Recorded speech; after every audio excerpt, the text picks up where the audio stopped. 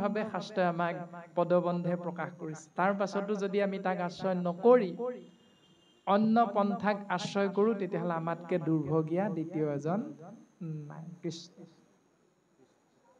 ৰাম কথা শ্ৰৱণৰ নাম কীৰ্তনৰ সমান নাহিকে আন ভক্তিহে পৰম শুদ্ধ নিৰূপম প্ৰকটি দেখাওঁ প্ৰমাণ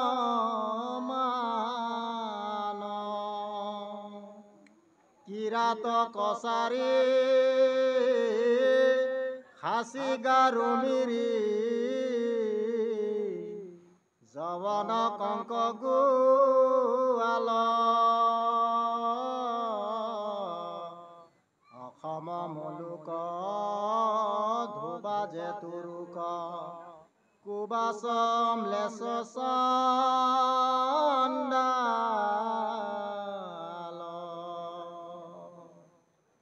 আনু পাপিনৰ কৃষ্ণ সেৱকৰ সংগত পবিত্ৰ হয় ভকতি লভিয়া সংসাৰ তৰিয়া বৈকুণ্ঠে সুখে চলয়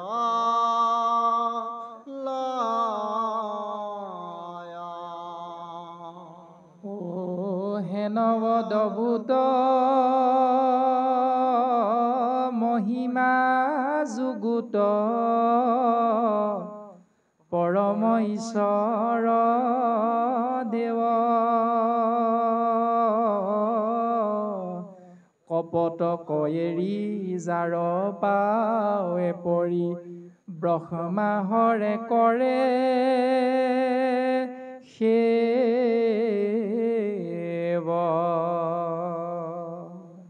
সুন্দৰভাৱে কৃপালু শ্ৰীমন্ত শংকৰদেৱ গুৰুজনাই আমি কলিৰ মলমতি মনুষ্যক পথ দৰ্শন কৰাইছে যে ব্যভিচাৰ আৰু অব্যভিচাৰ।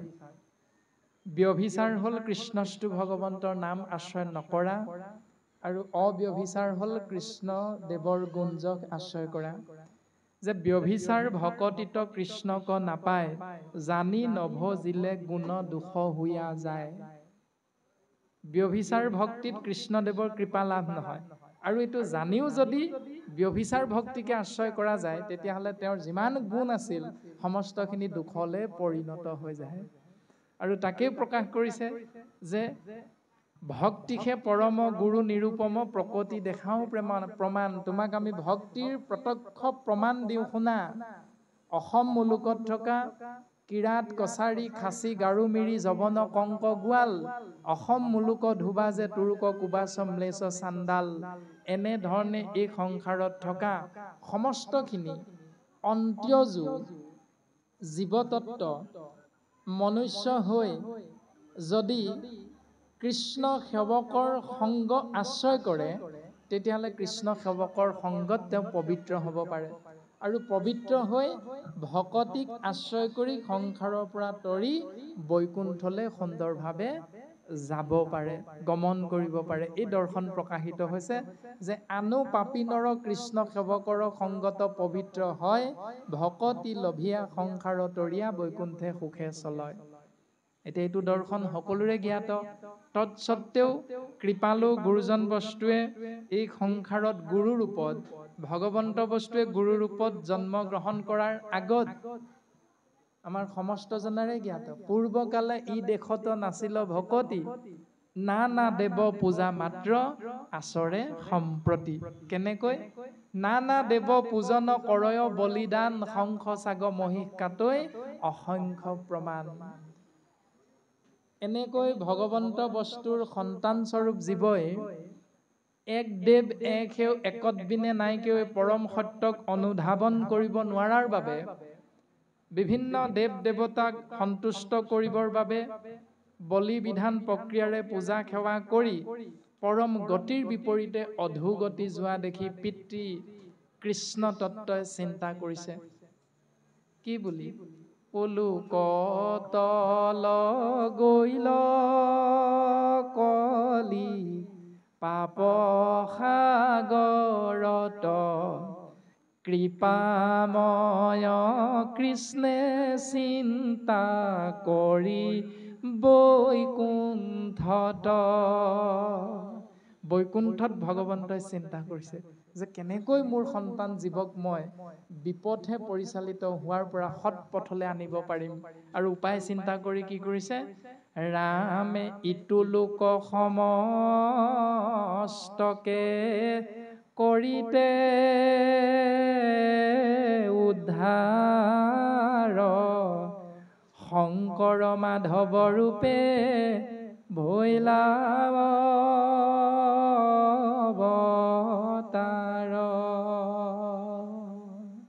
সেই মাধৱ পুৰুষে শংকৰ ৰূপে এই ধৰাধামত আহি অৱতাৰ ধাৰণ কৰিছে তেওঁৰ সন্তান স্বৰূপ জীৱক উদ্ধাৰৰ বাবে গুৰু ৰূপত। আৰু এনেকৈ হেন অদ্ভুত মহিমা যুগুত পৰম ঈশ্বৰ দেৱ কপটক এৰি। হে মনুষ্য, কপটতা এৰা, কিয়নো যাৰ চৰণত সৃষ্টিকৰ ব্ৰহ্মা সংহাৰকৰ্তা শিৱই নিৰন্তৰে সেৱা কৰি থাকে। গতিকে সেইজনেই হ'ল সমস্ত জীৱৰ ভজনীয় তত্ত্ব। এই বুলি শুকগুৰুৱে ৰজা পৰীক্ষিতৰ আগত অৱগত কৰিছে। আৰু বিষ্ণুৰ নৈমিষ ক্ষেত্ৰত 28,000 ঋষিমুনিৰ আগত উগ্ৰশ্ৰৱা সুতে এই দৰ্শনটো প্ৰকাশ কৰিছে। কৃষ্ণ ৰাম লক্ষ্মীৰ নায়ক জয়গৰ পালক যিটো পৃথিৱীৰ পতি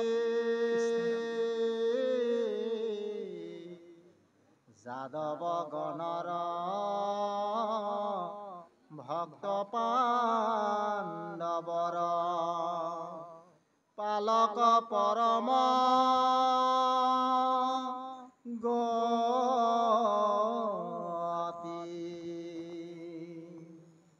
হেন ভগৱন্ত মহিমায় অনন্ত ভকতে কৰে বৰ্ণন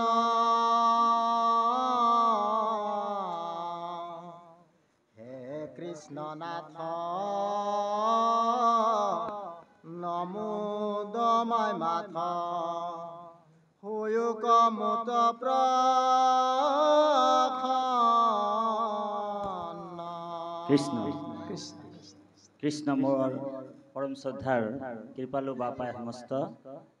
আৰু আজি এই মহান পবিত্ৰ দ্বিতীয় বৈকুণ্ঠত সমাবেত হোৱা আমাৰ পৰম শ্ৰদ্ধাৰ যোৰহাট জিলা শাখাৰ পশ্চিম যোৰহাট জিলা শাখাৰ একান্ত সংগী অমৰ দত্ত বাপজনক আমি ভক্তিপূৰ্ণ সেৱা জনা হৈছে।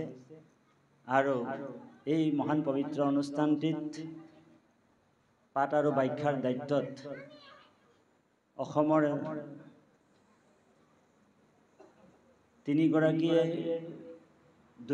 দুগৰাকী বিশিষ্ট ব্যাখ্যাকাৰক আমন্ত্ৰণ দিছিলে। আমাৰ পৰম শ্ৰদ্ধাৰ বিনীত বৰা বাপ আৰু পৰম শ্ৰদ্ধাৰ প্ৰাণজিৎ গগৈ বাপ। ইতিমধ্যে বিনীত বৰা বাপে ভাগৱতৰ পাঠ কৰি গ'ল। আৰু অকণমান আমাকো কিঞ্চিত ভকতে স্নেহেৰে ভাগৱতৰ কথা ক'বলৈ কৈছিল ব্যাখ্যাৰে। আমি এঘণ্টামান আমিও ঈশ্বৰৰ কথা আপোনালোকৰ মাজত আগবঢ়ালোঁ। লগতে আমাৰ পৰম শ্ৰদ্ধাৰ গগৈ প্ৰভুজনা যেতিয়া আহিল আমি তেখেতক আসনখন দিলোঁ। তাৰ পিছত আমাক এজনে প্ৰশ্ন এটা আমাক লিখিত আকাৰে কৈছে। আৰু সেই প্ৰশ্নটো আমি আপোনালোকৰ পৰম শ্ৰদ্ধাৰ প্ৰাণজিৎ গগৈ প্ৰভুলৈ আমি এৰিছোঁ। কাৰণ আপোনালোক জানে যে অসমত এতিয়া ভাগৱতৰ ধাৰাসাৰে ব্যাখ্যা অনুষ্ঠানটো চলি আছে, হয়নে বাৰু? শদিয়াৰ পৰা ধুবুৰীলৈকে।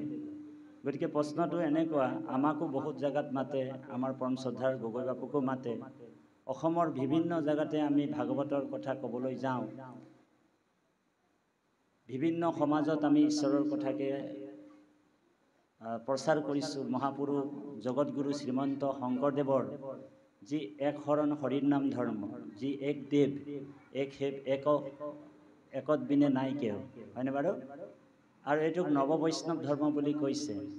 আমিও বহুত জেগাত প্ৰশ্নৰ সন্মুখীন হৈছোঁ। ঠিক এজন মানে ভাগৱতৰ বক্তা, মানে ভাগৱতৰ আমি নামটো উচ্চাৰণ নকৰোঁ, তেখেতে যি গুৰুজনাৰ কলম আছে, কীৰ্তনৰ কলম এভাগী, আৰু লগতে ভাগৱতৰ দ্বিতীয় স্কন্ধৰ এভাগী পদত তেখেতে অন্য দেৱী দেৱ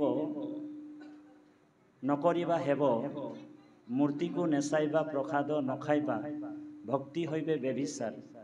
এই পদভাগী তেখেতে ব্যাখ্যা কৰিছে। অন্য দেৱতা মানে আনৰ পুৰুষ, মানে আনৰ পুৰুষ মানে আনৰ মতা মানুহ, হয়নে বাৰু? আৰু অন্য দেৱী মানে আনৰ মহিলা, আনৰ পত্নীক যাতে আমি ভজিব কোৱা নাই, মানে ধৰি লওক বেভিচাৰী, সেইটোকে ভক্তি হৈবে বেভিচাৰ বুলি কৈছে। তেখেতৰ মতে তেনেকুৱা ব্যাখ্যা কৰিছে। গতিকে গুৰুজনাৰ উদ্দেশ্যটো জানো সেইটো আছিল, বা গুৰুজনাই সেইটো পদত আগবঢ়াইছে নেকি? গুৰুজনাই পদৰ আগৰ কলমত লিখিছে যে উবা নৰ লোক হৰি ভজি উক, এই কথাটো লিখিছে। আৰু তলত কৈছে যে এক কৃষ্ণদেৱ কৰি উক হেব, ধৰিও তাহানৰ নাম, কৃষ্ণ দাস হুয়া প্ৰসাদ ভুঞ্জিও হস্তে কৰা তান কাম।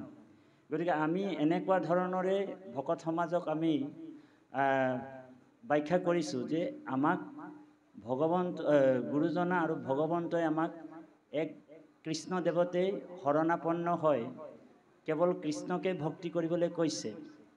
কৃষ্ণৰ ব্যতিৰেকে আন দেৱ দেৱীক, মানে দুৰ্গা, কালী, ভদ্ৰা, গণেশ ইত্যাদি ইত্যাদি যিমান 33 কোটি দেৱতা আছে, মানে কোটি শব্দত প্ৰকাৰ বুজায়। 33 কোটি দেৱতাক আমি পূজা সেৱা কৰিবলৈ আমাক গুৰুজনাই কোৱা নাই। কৃষ্ণক পুজিলে পূজা সমস্তৰে হয় বুলি দ্বিতীয় স্কন্ধটো কৈছে, হয়নে বাৰু? এই চতুৰ্থ স্কন্ধ ভাগৱততো কৈছে, যথা তৰু মূল্য নিচেচ্ছন্ন তাত স্কন্ধ পৰ্চাকা ভুজে। এতিয়া প্ৰশ্নটো এনেকুৱা, এতিয়া আমি ব্যাখ্যা কৰিছোঁ বেলেগ এটা, এজনে আকৌ বেলেগ এটা ব্যাখ্যা কৰিছে। সমাজে এতিয়া কোনটো ল'ব? আমাৰটো ল'ব, আমাৰ কথাটোক ল'ব? কাৰণ গুৰুজনাই কৈছে যে আমাক আন দেৱ দেৱীক নিন্দা কৰিবলৈও মানা কৰিছে এক, আৰু আমাক বন্দনা কৰিবলৈও মানা কৰিছে।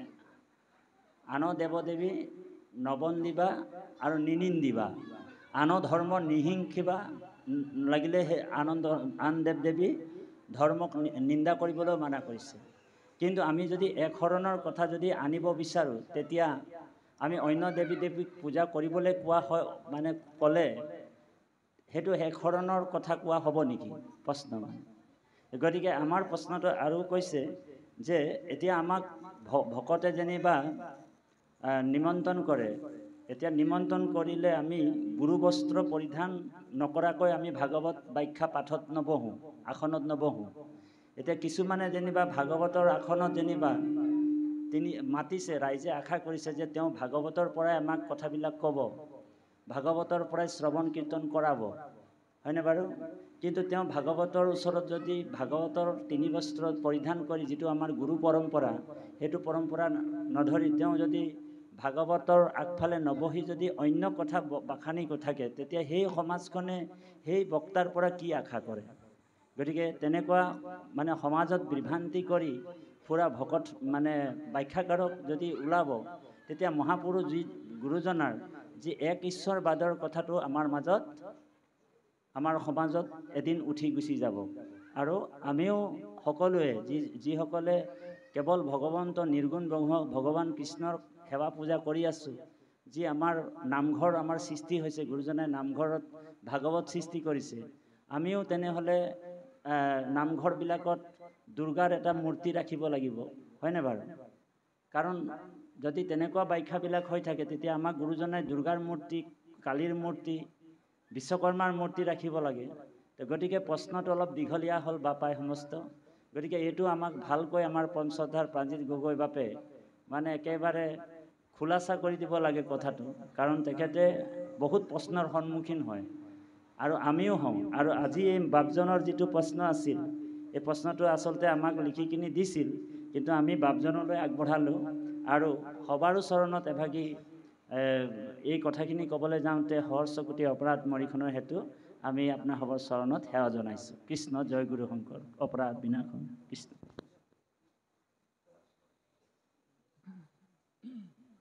কৃষ্ণ। পৰম শ্ৰদ্ধাৰ তাঁতী বাপজনাৰ পদ্মমুখ খন্তে আগবঢ়াই দিয়া ভকত সমস্তৰ যি ভাৱনাৰূপী প্ৰশ্ন, আমি উত্তৰ দিব পৰা শক্তি সামৰ্থ্য আমাৰ নাই। তৎসত্বেও আজ্ঞা পৰ ভক্তি, আজ্ঞা নহ'লে কাৰ শক্তি। আমি আপোনাসৱ মহামহন্তৰ আজ্ঞা শিৰোগত কৰি সেই ভাৱনাৰূপী প্ৰশ্নৰ উত্তৰ আগবঢ়াবৰ বাবে আগবঢ়া হৈছে। যি জোকা ঘোষা আশ্ৰয় কৰা হৈছে, এই ঘোষা জোকা দ্বিতীয় স্কন্ধ এতিয়া আজি পদবন্ধে পাঠ হৈ থকাৰ যি ২৪ চন্দ, তাৰ পাছত ব্ৰহ্মা আৰু নাৰদৰ সংবাদ, বিৰাট পুৰুষৰ বিভূতি বৰ্ণন, তাৰ পাছতেই যিভাগি ভগৱানৰ লীলা অৱতাৰ, এই অৱতাৰৰ পাছত উপদেশত গুৰুজনাই দুলৰী চন্দ্ৰভাগীৰ জৰিয়তে সংযোজন কৰিছে যে উবা নৰলোক হৰি ভজিউক ধৰা ইটো উপদেশ, এৰা আলজাল জীৱা কতকাল জৰা ভৈলা পৰবেশ। উবা নৰলোক মানে সেই পৃথিৱীৰ মনুষ্য নামৰ জীৱ সমষ্ট। গুৰুজনাৰ যি আদৰ্শ, এয়া ইমান ঠেক নহয়, আপুনি মই মনুষ্যৰ বাবে বুজি পোৱাটো ইমান সম্ভৱো নহয়। তৎসত্বেও যে উবা নৰলোক, সেই পৃথিৱীৰ মনুষ্যসকল, তোমালোকে ভজনা কৰা, চিন্তা কৰা এক ঈশ তত্বৰ চৰণ। আমি তোমালোকক শাস্ত্ৰসন্মতে উপদেশ দিব বিচৰা হৈছে যে এৰা আলজাল জীৱা কতকাল জৰা ভৈল পৰবেশ। তোমালোকে এলাহ ভাগৰ ত্যাগ কৰা, তোমালোকৰ ২৪ তত্বৰে গঠিত এই শৰীৰটোত জৰা বা বাৰ্ধক্যই আহি এদিন আক্ৰমণ কৰিব, আৰু সেই আক্ৰমণত জীৱ তত্ত্ব ২৫ নম্বৰ তত্ত্ব ওলাই যাবৰ বাবে এদিন বাধ্য হ'ব। আৰু সেইকাৰণে অন্য দেৱী দেৱ নকৰিবা সেৱ, নখাইবা প্ৰসাদ তাৰ, মূৰ্তিকো নাচাইবা গৃহো নপশিবা, ভক্তি শৈৱ ব্যভিচাৰ। অন্য দেৱী দেৱক সেৱা নকৰিবা আৰু তেওঁলোকৰ দ্বাৰা তেওঁলোকক ভজনা কৰি সেই মনুষ্য নামৰ জীৱ তেওঁলোকৰ পৰা প্ৰসাদ মানে কৃপা বা আশীৰ্বাদ, তেওঁলোকৰ পৰা আশীষ ল'বৰ বাবে ইচ্ছা নকৰিবা আৰু তেৰা সমস্তৰ মূৰ্তিকো তোমালোকে দৰ্শন নকৰিবা আৰু তেৰা সমস্তৰ মূৰ্তি প্ৰকাশমান হৈ থকা গৃহতো তোমালোকে প্ৰৱেশ নকৰিবা। যদি কৰা তেতিয়াহ'লে তাৰ দ্বাৰা তোমালোকে যি এক দেৱ এক সেও একত বিনে নাইকেও, এই পৰম সত্য ১২ বাৰ শপত খাই এক ঈশ তত্ত্ব গুৰুজনাই দিয়া ৮ প্ৰকাৰৰ মূৰ্তিৰ ভিতৰত বাংময় মূৰ্তিৰ চৰণত তোমালোকে যি সেৱা নিবেদন কৰি শপত গ্ৰহণ কৰি শৰণ গ্ৰহণ কৰিছিলা, সেই এক শৰণ ভক্তি তোমালোকৰ নাশ হৈ যাব, ব্যভিচাৰ হৈ যাব। গতিকে ব্যভিচাৰ ভকতিত কৃষ্ণক নাপায় জানা, ব্যভিচাৰ ভক্তিত কৃষ্ণ তত্ত্বৰ কৃপা লাভ নহয়, আৰু জানি নভজিলে গুণ দুখ হৈয়া যায়। গতিকে এই কথাটো যদি জানিও তোমালোকে সেই পথটো এৰি নিদিয়া, তেতিয়াহ'লে তোমালোকৰ সমস্ত গুণ দুখলৈ ৰূপান্তৰিত হৈ যাব। তাৰ বিপৰীতে তোমালোকে আশ্ৰয় কৰা একে কৃষ্ণ দেৱ কৰিবুক সেৱ, ধৰিও তাহান নাম কৃষ্ণ দাস হুয়া, প্ৰসাদ ভঞ্জিয়া হস্তে কৰা তান কাম। তাৰ বিপৰীতে তোমালোকে এক দেৱ এক সেও একত বিনে নাইকেও, কৃষ্ণস্তু ভগৱন্তৰ নামত শৰণ গ্ৰহণ কৰা, তেওঁৰ একান্ত সেৱক হোৱা, তেওঁৰ কৃপাহে কেৱল লাভ কৰিবৰ বাবে শাস্ত্ৰসন্মতে পথত তোমালোকে আগবাঢ়া, আৰু তাৰ বাবে তোমালোকৰ দুইখন হাতক কৃতাঞ্জলি সেৱাৰে সেই ব্যৱস্থাটোৰ মাজলৈ তোমালোকে নিজক লৈ যোৱা। আৰু চৰণ যুগলৰ কথা কৈছে যে কৃষ্ণৰ স্থানক যত্নে চলিওক খাঞ্চিও পুণ্যৰ দাম কৃষ্ণৰ কিংকৰে কহে নিৰন্তৰে ডাকি বোলা ৰাম ৰাম। চৰণ যুগলক বুজাবৰ বাবে আত্মাতত্বক উপদেশ প্ৰদান কৰিছে যে চৰণ যুগলক বুজাই দিয়া শৰীৰটোক লৈ যাব লাগিব কেৱল কৃষ্ণ তত্বৰ নাম বাংময় মূৰ্তি, য'ত নিৰ্গুণ নিৰাকাৰ কৃষ্ণ তত্বৰ সগুণ সাকাৰ ৰূপ ভকতৰ অৱস্থান হৈ থাকে, সেই স্থানলৈ লৈ যোৱা। আৰু এনেধৰণে গুৰুজন বস্তুৱে প্ৰকাশ কৰিছে যে মই তোমালোকে ভবাৰ দৰে ঈশ্বৰ নহয়, মই সেইজন ঈশ্বৰৰ দাস, আৰু দাস হৈ তোমালোকক আমি সেৱা নিবেদন কৰিছোঁ। তোমালোক সমস্তজনে নিৰন্তৰে নিৰবিচ্ছিন্নভাৱে উচ্চ কণ্ঠৰে কেৱল ৰাম কৃষ্ণ হৰি বিষ্ণু এই জগত প্ৰসিদ্ধ নামত শৰণ গ্ৰহণ কৰা, কিয়নো নামেই হ'ল সমস্ত জগতৰ মংগল সাধন কৰ্তা এক ঈশ তত্বৰ বাংময় ৰূপ নাম। আৰু তাকে আশ্ৰয় কৰিবৰ বাবে আমাৰ যি বাপে কৈছে, কোনো কোনো বাপ আয়ে হয়তো সমাজত প্ৰকাশ কৰিছে যে এই সংসাৰত বাপজনকে পুৰুষ বুলি কোৱা হয় আৰু আইগৰাকীকে মানে পতি পত্নী, পতিজনক পুৰুষ বুলি কোৱা হয় স্বামীক, আৰু পত্নীগৰাকীক আই বুলি কোৱা হয়। যে প্ৰকৃতি পুৰুষ দুয়ো শৈৱ একমতি তেহে সিজিব কৃষ্ণত ভকতি।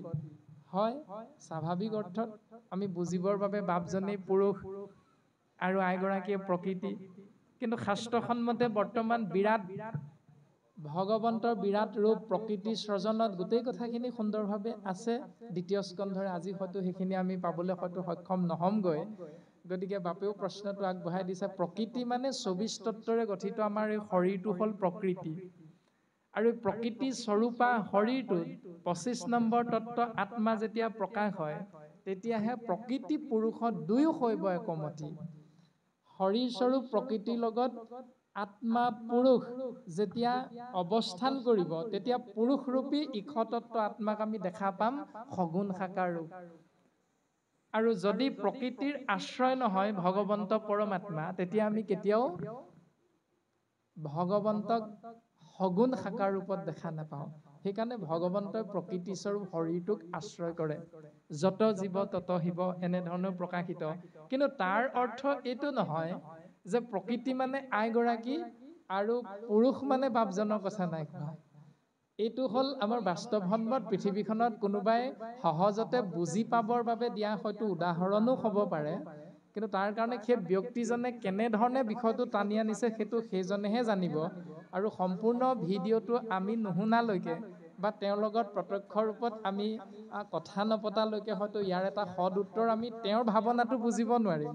কিন্তু শাস্ত্ৰসন্মতে কোৱা কথা চতুৰ্থ স্কন্ধত পদবন্ধে দেৱঋষি নাৰদৰ দ্বাৰা প্ৰাচীন বৰ্হিষী ৰজাৰ যি 10জন পুত্ৰ 10 প্ৰচেতসগণ, তেওঁলোকৰ আগত এক দেৱ এক সেও একতবিনে নাইকেও পৰম সত্য দৰ্শন সুন্দৰভাৱে পদে প্ৰকাশ কৰিছে। আৰু বাপেতো কৈছে যে কৃপালু গুৰু শ্ৰীমন্ত শংকৰদেৱ, তেৰাৰ প্ৰপন্ন শিষ্য বঢ়াৰপু মহাপুৰুষ মাধৱদেৱ, এই দুইজনাৰ মাজত মাজুলীৰ যি এক স্থান, সেই স্থানত যেতিয়া যুক্তি তৰ্ক হৈছিল শাস্ত্ৰৰ ওপৰত, সেই যুক্তি তৰ্কত শংকৰ গুৰুজনাই যি তৰুৰ মূল শ্লোক আশ্ৰয় কৰিছিল শাস্ত্ৰসন্মতে, তাৰেই সুন্দৰ অসমীয়াত ভাঙনি কৰিছে চতুৰ্থ স্কন্ধত গুৰুজনাই দেৱঋষি নাৰদৰ পদ্মমুখখন্তে। আৰু আমি তাকেই অকণমান আশ্ৰয় কৰিবলৈ আগবঢ়া হৈছে যে সেই 10 প্ৰচেতসগণ তোমালোকে শুনা। 10 প্ৰচেতসগণ মানে প্ৰাচীন বৰ্হিষী ৰজা মানে আত্মাতত্বৰ কথা কোৱা হৈছে। 10 প্ৰচেতসগণ মানে আমাৰ শৰীৰটোত থকা 10টা ইন্দ্ৰিয়ক 10 প্ৰচেতসগণ বুলি কৈছে। আৰু 10 প্ৰচেতসগণক বুজাবলৈ চেষ্টা কৰা হৈছে, এৰাম নানাবিধ কৰ্মৰ জানিবা নানা ফল, হৰি ভক্তি বিনে যেন সকলে বিফল। এটি হৰিধাৰী মনুষ্যই যি কৰ্ম কৰিব সেই নানান কৰ্মৰ নানান ফল আছে। বিপৰীতে হৰি ভক্তি বিনে সকলোখিনি কিন্তু ফল বিফল বুলিহে কোৱা হৈছে। তাহাৰ শিখব ফল নিবে আখি কোনে, হেন 440 নম্বৰ পদজোকাত সিদ্ধান্ত দিছে, ও সংসাৰ তৰণ পথ আছে অসংখ্যাত, অনেক বিঘিনি তাতো দুষ্কৰ সাক্ষাৎ। সংসাৰৰ পৰা জীৱ তৰি যাবৰ বাবে অনেক পথ আছে, হয়, কিন্তু সেই সকলোখিনিত অনেক দুষ্কৰ বুলি কোৱা হৈছে, কৰিছে অপৰাধ। ঠিক তেনেকৈ আমিও গৰ্ভত যদি ভগৱন্তক দৰ্শন পাইছো বা নাই পোৱা ইয়াৰ জ্ঞানটো আমাৰ কাৰো নাই। শাস্ত্ৰই কৈছে স্বয়ং পৰীক্ষিতে ভগৱন্তক দৰ্শন পাই আহিও এই সংসাৰত ভৰি দি তেওঁ কিন্তু এটা অপৰাধ কৰ্ম কৰিব লগা হৈছে। আৰু তেনে ক্ষেত্ৰত পৰীক্ষিত কিমান জ্ঞানী আৰু আপুনি মই কলিৰ মলমতি মনুষ্য কিমান জ্ঞানী, এইটোৰ বিশ্লেষণ কৰিলে আমি নিজক বুজি পাব পাৰিম। আৰু তাকে আশ্ৰয় কৰি যদি চতুৰ্থ স্কন্ধৰ পদে কোৱা সেই দৰ্শন আমি জানিব বিচাৰো, তেতিয়াহ'লে পদে কৈছে যে ৰামে নানা দেৱতাক পূজা কৰে যত যত। 33 কৌটি, কৌটি মানে প্ৰকাৰ, 33 প্ৰকাৰৰ দেৱ দেৱতা ভগৱন্তৰ দ্বাৰা সৃষ্টি হৈছে। অষ্টবসু, একাদশ ৰুদ্ৰ, দ্বাদশ ইন্দ্ৰ, তাৰ পাছত 2 অশ্বিনী আৰু কুমাৰ সমান 33 প্ৰকাৰৰ মানে দেৱ দেৱতা এই সংসাৰত এক ইক্ষতত্ত্ব কৃষ্ণদেৱৰ দ্বাৰা সৃষ্টি হৈছে। এইখিনি হ'ল মায়া। আৰু এনেধৰণে সেই 33 কৌটি দেৱ দেৱতা মানে নানা দেৱতাক পূজা কৰে যত যত, যেনে যেনে ধৰণে ভক্তসকলে নানা দেৱতাক পূজা কৰিব, সত্য ফল নুহি তুমি জানা বিচাৰত।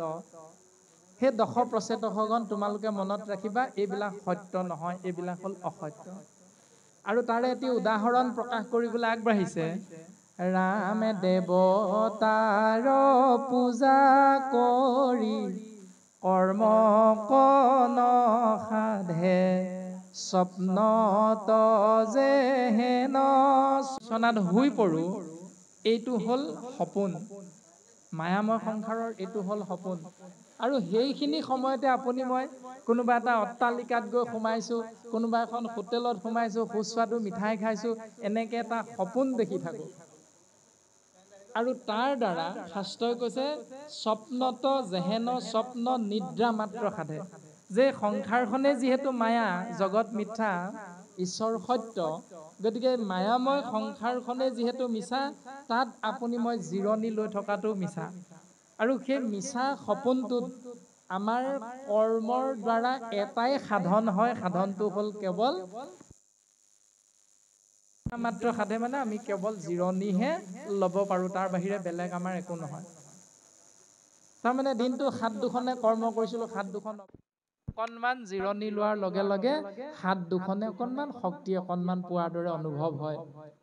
আৰু সেইকাৰণে দেৱৰ্ষি নাৰদে প্ৰকাশ কৰিছে, যেন বৃক্ষ মূলত ঢালিলে বহু জল, অনুদিনে বাঢ়ে তাৰ পুষ্প পত্ৰ ফল। যেনেকৈ এজোপা গছৰ বৃক্ষৰ মূলত, এজোপা গছ মানে বৃক্ষৰ মূলত যদি নিৰ্দিষ্ট ৰূপত সময়ে সময়ে জল দি থকা যায়, পানী ঢালি থকা যায়, তেতিয়াহ'লে তাৰ পৰা কি লাভ হ'ব? অনুদিনে বাঢ়ে তাৰ পুষ্প পত্ৰ ফল। প্ৰত্যেক দিনাই পানী দি থকাৰ বাবে গছজোপাৰ গুৰিত, মূলত, তেতিয়া সেই গছজোপাই পাব লগা সমস্তখিনি লাভ কৰিব শক্তি, আৰু সেই শক্তিৰ বাবে গছজোপা ফলে ফুলে জাতিষ্কাৰ হৈ যাব বিচৰা ধৰণে। তাৰ পাছত যত্ন কৰি পানী ঢালি ফুৰে ডালে ডালে, পূৰ্বৱতে ফল পুষ্প নধৰয় কালে। সেই একেজোপা গছতে যদি যত্ন কৰি কৰি ডাল আৰু পাতত পানী দি থকা যায়, তেতিয়াহ'লে শাস্ত্ৰত কৈছে যে পূৰ্বৱতে অৰ্থাৎ গছৰ গুৰিত পানী ঢালিলে যেনেকৈ গছজোপা ফলে ফুলে জাতিষ্কাৰ হৈ আপুনি মই বিচৰা ধৰণে আমি ফল লাভ কৰিব পাৰিম, ঠিক তেনেধৰণে সেই গছজোপাই পূৰ্বৱতে ফল আপোনাক মোক উপহাৰ দিব নোৱাৰে। এই কথাটো প্ৰকাশিত হৈছে। তাৰ পাছত মাধৱৰ পূজা যেন বৃক্ষমূলে জল, হৰি তুষ্ট ভৈলে তুষ্ট দেৱতাসকল। ঠিক তেনেধৰণে গছৰ গুৰিত পানী দিয়া মানে মাধৱৰ পূজা, বৃক্ষমূলে জল আৰু হৰি তুষ্ট ভৈলে তুষ্ট দেৱতাসকল। তেনেকৈ গছৰ মূলত পানী দিলে যেনেকৈ ডাল পাত ফল মূল সমস্তখিনিয়ে শক্তি আহৰণ কৰে, পাব লগা শক্তি, ঠিক তেনেকৈ ভগৱন্ত পুৰুষ সন্তুষ্টসকলে সন্তুষ্ট হলে ৩৩ কোটি দেৱ দেৱতা আপোনা আপুনি সন্তুষ্ট হৈ যায়। আৰু আন দেৱ দেৱতা কোন বুলি কৈছে? আন দেৱ জানিবা যেহেন ডালে পানী। আন দেৱতাসকলক সেৱা কৰা, বলি বিধান পূজা অৰ্চনা কৰা দৰ্শনটো হ'ল যে গছৰ ডাল পাতত পানী দিয়া ব্যৱস্থাটো যিটো, আন দেৱতাক সেৱা কৰাটো হ'ল সেইটো। আৰু এজোপা গছৰ গুৰিত পানী দিয়াটো হ'ল মাধৱৰ পূজা, আৰু ডাল পাতত পানী দিয়াটো হ'ল ৩৩ কোটি দেৱ দেৱতা, যাক আন দেৱ বুলি কৈছে। আন দেৱ জানিবা যেহেন ডালে পানী। ডালত পানী দিয়া মানে আন দেৱতাক পূজা অৰ্চনা কৰা। আৰু এনেধৰণে প্ৰকাশ কৰি এটি উদাহৰণ দিছে। ও মধ্যাহ্ন বল বেলাত এক আখিল কৃষক, ক্ষুধায়ে তৃষ্ণায়ে সিটো দেশয় যমক।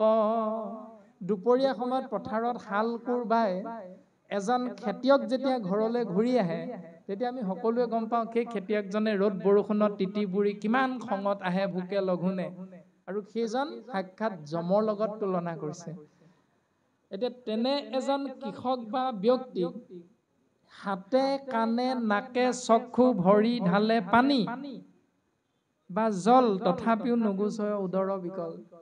তেওঁ পথাৰৰ পৰা বৰষুণত তিতি ৰ'দত শুকাই তাপত আহি ভোকে লঘোণে ঘৰত আহি প্ৰথম কৰিব লগা কৰ্মটো কি?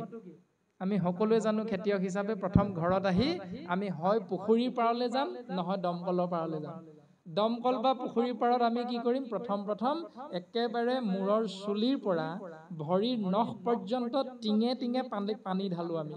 তাৰমানে গাটো প্ৰথম ধুই লওঁ, পথাৰৰ পৰা আমাৰ বোকা পানী লাগি আহে, সেইকাৰণে প্ৰথম আমি গাটো তিয়াই লওঁ। আৰু গাটো তিয়াবৰ বাবে টিঙে টিঙে পানী ঢালো যদিও এই পথাৰত যে পিয়াহ লাগি আহিছিল, ভোক লাগি আহিছিল, এতিয়া শাস্ত্ৰই কৈছে যে হাতে কাণে নাকে চক্ষু ভৰি ঢালে জল, এনেকৈ টিঙে টিঙে গোটেই শৰীৰটোৰ 10টা ইন্দ্ৰিয়ত পানী ঢালি ঢালি পৰিষ্কাৰ কৰিলেও তথাপিও নুগুচয় উদৰ বিকল। তেওঁ কিন্তু উদৰত যি পিয়াহ আৰু ভোক লাগিছিল এইটো যাবনে নাযায়? টিঙে টিঙে পানী ঢালিছো, তেওঁ পিয়াহটো পলাল বুলি কোনোবাই কয় নেকি? কেতিয়াও নকয়। তেওঁ যিমান পিয়াহ লাগি থাকিলেও ভৰিৰ নখলৈকে চুলিৰ পৰা গোটেই শৰীৰটোত পানী ঢালিলেও তেওঁ পিয়াহটো নপলায়। আৰু উত্তৰ দিছে, ৰাম হাতে ভাত লাগে চক্ষু মেলি আছে চাই। হাতে ভাত মুঠি লৈ আছে, কাঁহীখনত হাতখনে ভাত মুঠি পিটিকি পিটিকি লৈ আছে খাবৰ বাবে। তাৰপাছত চকুকেইটাই চাই আছে ভাতলৈ। তাৰপাছত প্ৰকাশ কৰিছে যে তথাপিতো পুৰুষৰ ক্ষুধা নপলায়। তথাপিতো দেখোন মানুহজনৰ ভোকটো নাইকিয়া নাই হোৱা। কাৰণটো কি? ভোকটোতো নাইকিয়া হ'ব লাগিছিল, কিয় নহ'ল? হাতখনে ভাত ধৰি আছে, চকুকেইটাই ভাত মুঠি দেখুৱাই আছে, তৎসত্বেও মানুহজনৰ ভোকটো গুচা নাই। এতিয়া ভোক কেনেকৈ গুচিব, পিয়াহ কেনেকৈ পলাব? প্ৰকাশ কৰিছে, ৰাম ৰাম প্ৰাণ কতৰ্পিলে যেবে অন্ন পানী খাই, সকলে ইন্দ্ৰিয়তে বে বিষয় যায়। তেনেকৈ পানী মুখত ভৰাই দিব লাগিব, আত্মাত আপুনি মই দিব লাগিব। তাৰ পাছত অন্ন আত্মাত অৰ্পণ কৰিব লাগিব, তেতিয়াহে চকু কাণ নাক মুখ হাত ভৰি গুহ্য লিংগ ছাল আদি 10 ইন্দ্ৰিয় শক্তি আহৰণ কৰিব পাৰিব। বিষয় গ্ৰহণ কৰে যাৰ যেন মন মাধৱৰ পূজাক জানিবা সেহি থান হৰি তুষ্ট ভৈলে চৰাচৰৰ ত্ৰিপিতি শুনা কহো আত এক উত্তম যুগতি। যদি আত্মাৰূপী ইক্ষতত্ব সন্তুষ্ট হয় তেতিয়াহ'লে 10টি ইন্দ্ৰিয় সন্তুষ্ট হৈ যায়। আৰু সেই হৰিৰূপী একজোপী বৃক্ষ আছে জগতক জুৰি, তললৈ ডালপত্ৰ ওপৰলৈ গুৰি। সেই বৃক্ষজোপাৰ নাম হ'ল মানুহ। মানুহ নামৰ বৃক্ষজোপা সমস্ত জগতত ব্যাপ্তমান হৈ আছে আৰু ইয়াৰ ডাল পাতবিলাক হ'ল 10টা ইন্দ্ৰিয়ক ডালপাত বুলি কৈছে। আৰু ওপৰলৈ গুৰি মানে আমাৰ এই শিৰ মস্তিষ্কটোৰ কথা কোৱা হৈছে, ওপৰলৈ গুৰি। আৰু এটা উদাহৰণ দিছে, আমি বাপৰ কথাখিনি ৰাখি আগবঢ়াই দিয়া হৈছে। ৰাম ভক্তি ভাৱে সাক্ষাতে ভজিও হৃষিকেশ প্ৰকাশ কৰন্ত কিছু নাহিকে প্ৰয়াস। এই সংসাৰত ভগৱন্ত বস্তু বিভিন্ন ৰূপত প্ৰকাশমান হৈ আছে। আমি ইতিমধ্যে আশ্ৰয় কৰিছোঁ যে সৃষ্টিকৰ হিচাপে ব্ৰহ্মা ৰূপত আছে, সংহাৰকৰ্তা ৰূপে শিৱ ৰূপত আছে, পালনকৰ্তা বিষ্ণু ৰূপত ভগৱন্ত নিজে আছে। গতিকে সমস্ত কুকুৰৰ চিগাল গৰ্দভৰো আত্মাৰাম জানিয়া সবাকো পৰি কৰিবা প্ৰণাম। তৎসত্বেও সিদ্ধান্ত দিছে, অ মুখ এৰি নাকে কাণে ভুঞ্জিবে ক ভাত, ঘৰ এৰি বনে কোনে পাৰিবে ক পাত। এটা উদাহৰণ দিলে, বোলে বাপসকল আইসকল, আজি সেউকী বাপ আই যদি আমাৰ ফালে চাই কয় সকলোকে, বোলে আমাৰ ৰান্ধনী ঘৰত মানে কিটচেনত টাইলছ লগোৱা নাই, আৰু য'ত আপোনালোকক সিদ্ধান্ত গ্ৰহণ কৰিবলৈ দিয়া হ'ব তাতো টাইলছ লগোৱা নাই। গতিকে আমাৰ টাইলছ লগাই থোৱা আছে বাথৰুমত। বাথৰুমত টাইলছ লগোৱা আছে কিন্তু ৰান্ধনী ঘৰত টাইলছ লগোৱা নাই। সেইকাৰণে বাপসকল আইসকল, আপোনালোকক ভাতৰ কাঁহীখনত মানে পাত্ৰত আমি সিদ্ধান্ত বাঢ়ি দিছোঁ, আপোনালোকে বাথৰুমত যিহেতু টাইলছ লগোৱা আছে তাত গৈ গৈ খাওক, গৈ যাওক। এইবুলি ক'বনে? কোনেও নকয়। আইগৰাকীয়ে ভাতৰ কাঁহীখন বাঢ়ি মানে ভাত বাঢ়ি পাত্ৰভাগ আগত দি স্বামীজনক সেই বুলি কয় নেকি? নিশ্চয় নকয়। ঠিক তেনেকৈ উদাহৰণটো দিলে যে মুখ এৰি, মুখখন থাকোঁতে মুখ এৰি নাকে কাণে ভুঞ্জিবে ক ভাত। কোনোবাই নাকত ভাত সুমুৱাই দিয়ে নি? কোনোবাই কাণেৰে ভাত সুমুৱাই দিয়ে নি? হেৰৌ কাণ ভাত খা, আত্মালে যাব লাগে। এইবুলিতো কোনো আমি সেইটো ব্যৱস্থা পালন নকৰোঁ। ঠিক তেনেকৈ ঘৰ এৰি বনে কোনে পাৰিবে ক পাত। ৰান্ধনীশালত, ৰান্ধনী ঘৰত টাইলছ লগোৱা নাই, বাথৰুমত লেট্ৰিনত টাইলছ লগোৱা আছে। বোলে হেৰি, মই ইমান দিনে কৈছিলোঁ ৰান্ধনী ঘৰত টাইলছ লগাবলৈ, নলগালে নহয়, এতিয়া বাথৰুমত ভাত খাওকগে যাওক। কোনোবা আয়ে স্বামীজনক কয়নে সেই বুলি? নিশ্চয় নকয়। যদি সেই বুলি কওঁ তেতিয়াহ'লে স্বয়ং আত্মা ৰাম কৃষ্ণস্তু ভগৱন্ত থকাৰ পাছত আপুনি মই 33 কোটি দেৱ দেৱতাক সেৱা কৰাটো হ'ল কি দৰ্শন। গতিকে চিন্তা আমাৰ প্ৰত্যেকৰে নিজৰ নিজৰ। বাপে কথাটো অৱগত কৰিলে, কৃষ্ণস্তু ভগৱন্ত স্বয়ং গছৰ গুৰি বা মূল, য'ত পানী দিলে গছজোপাই সুন্দৰভাৱে ফলে ফুলে জাতিষ্কাৰ হ'ব, আৰু তাক এৰি ডাল পাতত পানী দিলেও সেই পানী গুৰিলৈকে যাব, সত্য সঁচা কথা, আমি সকলোৱে বুজি পাওঁ। কিন্তু তাৰ অৰ্থ এইটো নহয় যে তুমি ডাল আৰু পাতত পানী দিবা। কিয় নিদিবলৈ কৈছে? বৰ্তমান দুটি উদাহৰণেৰে আমাক সিদ্ধান্ত দিছে যে তুমি বিচৰা ধৰণে ফলটো নাপাবও পাৰা। ডালত তুমি পানী দিবা, পাতত তুমি পানী দিবা, তুমি বিচৰা ধৰণে গছজোপাৰ পৰা পুলিটোৰ পৰা ফলটো লাভ কৰিব নোৱাৰিবা। যেনে এটা দৰ্শন আকৌ আমি আগবঢ়াই দিয়া হৈছে যে আবেলি ধান ৰ'দত দিলে যি ধৰণে নুশুকায়, পুৱা বেলাতে ধান ৰ'দত দিব লাগিব, তেতিয়া আবেলিলে পাছবেলালে মিললে নিব পাৰিব ভাৱ জনাই, তেতিয়াহে চাউল ওলাব। আকৌ সেউজীয়া সজাল ধৰা ৰোৱাত বা সেউজীয়া ৰোৱাত সজাল ধৰি ধানৰ উৎপাদন বৃদ্ধিৰ বাবে যদি সাৰ নিদি এই ধান পকা সময়ত যদি বাপ আইসকলে আমি সাৰ দিওঁগে, তেতিয়াহ'লে তাৰ দ্বাৰা ধানৰ উৎপাদন বৃদ্ধি নহয়। এইটো আমি সকলোৱে জানো। এই দৰ্শনটোকে আমি আশ্ৰয় কৰি বাপজনাই সোধা প্ৰশ্নভাগীৰ উত্তৰ আমি আগবঢ়াই দিয়া হৈছে, আৰু ইয়াতো জ্ঞাতে অজ্ঞাতে ভুল ক্ৰুটি ৰৈ গৈছে। গতিকে সবাৰো শ্ৰীচৰণত আমি ভক্তি সেৱাভাগী নিবেদন কৰা হৈছে। ভক্তি ৰত্নাৱলী গ্ৰন্থত ব্ৰহ্মাদেৱৰ দ্বাৰাও প্ৰকাশিত হৈছে যে অপৰদেৱ কোন পৰদেৱ কোন ৩৩ কোটি দেৱ দেৱতাৰ কথা কোৱা হৈছে অপৰদেৱ। কৃষ্ণ কেৱল সমস্ত জীৱৰ উপাস্য তত্ত্ব, গতিকে আমি সমস্তজনাই তেওঁৰ দ্বাৰা সৃষ্টি ৩৩ কোটি দেৱ দেৱতাৰ চৰণ চিন্তা নকৰি গুৰুজনাৰ আদৰ্শেৰে অনুপ্ৰাণিত হৈ এক কৃষ্ণ দেৱ কৰিও কক্ষেৱ ধৰিও তাহান নাম কৃষ্ণ দাসহীয়া প্ৰসাদ ভঞ্জিয়া হস্তে কৰা তান কাম। আৰু সেইটো কৰিবলৈ যাওঁতে অন্য ৩৩ কোটি দেৱ দেৱতাৰ চৰণ চিন্তা নকৰা হয়, তাৰ অৰ্থ এইটো নহয় প্ৰাণজিৎ নামৰ শৰীৰটোৱে আজি আমাৰ পিতৃও এই স্থানতে আছে। আপোনাসবে জানে আজি ১৫ দিনমান হ'ল তিতাবৰৰ প্ৰফুল্ল বাপৰ গৃহত আমাৰ পিতৃক আমি এৰি থৈ অহা হৈছিল তেৰাৰ বাক্য ৰক্ষা কৰি, আৰু আজি তেৰাই পিতৃক আমাৰ লগত গৃহলৈ লৈ যাবৰ বাবে পুনৰ লৈ আহিছে। গতিকে পিতৃক আমি লগত লৈ যাম। এতিয়া সেই পিতৃক আমি যেতিয়া শ্ৰদ্ধা কৰোঁ সন্মান কৰোঁ, তাৰ অৰ্থ আমাৰ অনিল তাঁতী বাপৰ পিতৃ বা মাতৃক অসন্মান কৰাটো নুবুজায়। কাৰোবাৰ মাতৃক বা নিজৰ মাতৃক শ্ৰদ্ধা কৰা মানে কাৰোবাৰ মাতৃক অশ্ৰদ্ধা কৰাটো নুবুজায়। গতিকে আমি বুজিবলৈ চেষ্টা কৰিব লাগিব মাত্ৰ কথাখিনি।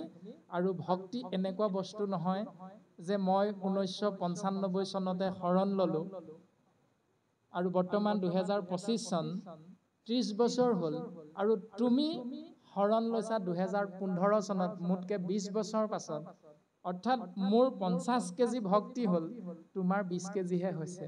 এনেকৈ ভক্তিত দেখুৱাই দিব পৰা বস্তু নহয়। গতিকে ভক্তি প্ৰত্যেকৰে নিজৰ নিজৰ হৃদয়ৰ অনুভৱৰ বস্তু। গতিকে ভক্তিক আশ্ৰয় কৰা জীৱই সংসাৰৰ পৰা সুন্দৰভাৱে তৰি যাব পাৰিব। কৃষ্ণ। আৰু সময়ো হৈছে কৃষ্ণ ৫ বাজিলে আৰু আমাৰ সদ্য প্ৰয়াত সংগীত জগতৰ উজ্জ্বল নক্ষত্ৰ জুবিন গাৰ্গে হয়তো সেই নামশাৰী শ্ৰাব্য কেছেটত কণ্ঠদান কৰিছিল, বোলে ৩ বস্ত্ৰ ল'লেই জানা ভকত নকয়। এই বুলি দিহানাম এষাৰ আছে। আৰু এষাৰ দিহানাম আছে বোলে চাউলত ভেজাল শিলগুটি, গুড়ত ভেজাল মাটি, ভকতত ভেজাল হৰি নাম, নামত নাথাকে ৰতি। গতিকে ভকতৰ ভেজাল সেইটো যদি নামত ৰতি নাই, তেতিয়াহ'লে আমি ভকতৰ নামত কলংক বুলি শাস্ত্ৰই কৈছে। আমি চিন্তা কৰিব লাগিব ভকতৰ কৰ্ম হ'ল কেৱল ভকতি। ভকতি মানে শ্ৰৱণ কীৰ্তন, এইটোতে আমি প্ৰত্যেকজনাই ৰতি থাকিব লাগিব। আৰু ইয়াৰ বাবে এটা দৰ্শন আছে যে ৩ বস্ত্ৰৰ কথা আহিছে। ৩ বস্ত্ৰ হম দম ওপৰতি বুলি কোৱা হয় এই ৩ বস্ত্ৰ। আৰু বহু বহু স্থানত এই ৩ বস্ত্ৰ বাহ্যিক আমি যি দেখা পাওঁ যে ধুতি, চেলেং আৰু গামোচা, সত ৰজ তম ৩ গুণৰ দৰ্শনত এই ৩ বস্ত্ৰৰ কথা আহি পৰে। কিন্তু এইটো প্ৰকৃততে শুদ্ধ নহয় এই কাৰণে, কাৰণ ৩ গুণৰ মাজত থাকি আমি কেতিয়াও ঈশ্বৰ পুৰুষৰ পূৰ্ণ কৃপাৰ পাত্ৰ হ'ব নোৱাৰিম। আৰু ঈশ্বৰ কৃষ্ণদেৱৰ কৃপাৰ পাত্ৰ হ'বৰ বাবে কেৱল মাধৱ গুৰুজনাই দিয়া হে কৃষ্ণ তুমি মাত্ৰ চৈতন্য স্বৰূপ নিত্য সত্য শুদ্ধ জ্ঞান অখণ্ডিত, আৱৰ যতেক ইটো তোমাৰ বিনোদ ৰূপ চৰাচৰ মায়াৰে কল্পিত। ৩ গুণ মানে মায়াৰ আবেষ্টনীৰ মাজত আমি আছো। তজু গুণ নাম হৰি কেৱল নিৰ্গুণ মাত্ৰ, আৱৰ সমস্ত গুণময় এতেক জানিয়া হৰি তোমাৰ নামক মাত্ৰ কৰিলোহ সাৰ কৃপাময়। সেই প্ৰভু তোমাৰ নাম যিহেতু নিৰ্গুণ, সেই নামক আশ্ৰয় কৰিবৰ বাবে ৩ বস্ত্ৰক আশ্ৰয় কৰা হয়। এটি সাত্বিক ভাৱাপন্ন দৰ্শন। আৰু এই ব্যৱস্থাটো আমি তেতিয়াহে পালন কৰোঁ যেতিয়া ভগৱন্তৰ নাম আশ্ৰয় কৰোঁ। নামেই হ'ল জীৱৰ সাৰ। সেইকাৰণে নাম আশ্ৰয় কৰোঁতে ৩ বস্ত্ৰৰ সামাজিক অনুষ্ঠান গুৰুজনাৰ আদৰ্শেৰে অনুপ্ৰাণিত ব্যৱস্থাৰ মাজত পালন কৰা হয়। যেনে আজি আমি ২জনা বাপে ৩ বস্ত্ৰ লোৱা হৈছে, কিন্তু আপোনালোকেও কৃষ্ণ নাম শ্ৰৱণ কৰিছে, কিন্তু আপোনালোকে ৩ বস্ত্ৰ নাই লোৱা। প্ৰকৃততে ৩ বস্ত্ৰ আপোনা হ'ব ল'ব লাগিছিল, কিন্তু এইটো আনুষ্ঠানিকতাক দোহাই দি এক স্থানক আবেষ্টনীৰ মাজত ৰখা হৈছে, যি আবেষ্টনীত প্ৰৱেশ কৰিবলৈ হ'লে ৩ বস্ত্ৰৰ প্ৰয়োজন। এইটো দেখা ছাৰ। আৰু আধ্যাত্মিক দৰ্শন হ'ল হম দম ওপৰতি। আৰু হম কাক বোলে, দম কাক বোলে, একাদশ স্কন্ধত সেই বস্ত্ৰ কেইভাগীৰ নাম লিখিত ৰূপত আছে। যি ধৰণে গুৰু প্ৰশস্তিত মাধৱ গুৰুজনাই লিখিছিল শংকৰ গুৰুজনাৰ বিষয়ে, বিনে অংগ ভূষণে পেশী সুশোভন। বিনে অংগ ভূষণে পেশী সুশোভন মানে পেশী মানে বাহুৰ কথা কোৱা হৈছে। বিনে অংগ ভূষণ যে শৰীৰৰ বিভিন্ন স্থানে স্থানে সৌন্দৰ্য বা শোভাবৰ্ধনৰ বাবে কৃপালু গুৰুজন বস্তুৱে এটাও অলংকাৰ পৰিধান নকৰাকৈও আমাৰ কৃপালু গুৰুজনা দেখিবলৈ দৰ্শনে পাপ বিনাশ বুলি কৈছে, যে দৰ্শন মাত্ৰকেই জীৱৰ পাপ নাশ হৈ যায়। ইমানেই সৌন্দৰ্যৰ প্ৰতীক কৃপালু শ্ৰীমন্ত শংকৰদেৱ গুৰুজনা। তেনে ক্ষেত্ৰত আপুনি আমি যদি চিন্তা কৰোঁ গুৰুজনাই মালা পৰিধান কৰিছিল বুলি, সেইটো এটা আমাৰ বিতৰ্কিত বিষয়, যে গুৰুজনাই মালা পৰিধান কৰা নাই। তাক শাস্ত্ৰই দৰ্শন দিছে নামমালা ৰূপটো, যে নামক তুমি যিমানে যিমানে আশ্ৰয় কৰি থাকিবা এই সংসাৰত, যে ভকতত ভেজাল হৰি নাম নামত নাথাকে ৰতি। ভকত হলে আমি নামমালা পিন্ধিবলৈ চেষ্টা কৰিব লাগিব। গতিকে নাম মালা গুৰুজনাই আশ্ৰয় কৰি জীৱক উদ্ধাৰৰ পথটো প্ৰশস্ত কৰি থৈ গৈছে, আৰু সেইজনা গুৰুৰ শৰীৰত মাধৱ গুৰুজনাই দৰ্শন দি থৈ গৈছে যে বিনে অংগ ভূষণে পেশী সুশোভনে গহীন গম্ভীৰ ধীৰমতি। যে গুৰুজনে একো অলংকাৰ পৰিধান নকৰাকৈ গুৰুজনা দেখিবলৈ অতিশয় ধুনীয়া আছিল, সুন্দৰ আছিল। ঠিক তেনেকৈ আমিও স্থান বিশেষে তিনি বস্তুক আশ্ৰয় কৰিব লাগিব, এইটো শাস্ত্ৰসন্মত। আৰু এই আসন অলংকৃত কৰিবলৈ যাওঁতে, এই আসনৰ নাম হ'ল ব্ৰহ্ম আসন। গতিকে ব্ৰহ্ম আসন অলংকৃত কৰিবলৈ যাওঁতে আমি প্ৰত্যেকেই তিনি বস্ত্ৰ সম দম ওপৰতি, কাক বোলে দম, কাক বোলে সম, কাক বোলে, সেই ব্যৱস্থাটো জানি বুজি লৈ সেইটো ভাৱনাৰূপী বসন আমি পৰিধান কৰিব লাগে। বাক্যে বচনে কায় বাক্য মন চিত্তে আমি সেই ভাৱনাৰূপী সাজযোৰ প্ৰত্যেক দিনাই যদি লৈ ফুৰোঁ লগত, তেতিয়াহ'লে আমি এই সংসাৰৰ পৰা সুন্দৰভাৱে পৰিত্ৰাণ পাব পাৰিম। বাকী দেখাচাৰ হিচাপে কোনোৱে সেই ব্যৱস্থাটো পালন কৰে হয়তো। গতিকে স্থান কাল পাত্ৰ ভেদে আমি নিয়মটো পালন কৰিব লাগিবই, এইটো শাস্ত্ৰসন্মত। আমি বাপজনাৰ চৰণ কমলত বিষয়বস্তু ইমানকে আগবঢ়াই দিয়া হৈছে। কৃষ্ণ গোবিন্দ মাধৱ ৰাম কৃষ্ণ কৃষ্ণ।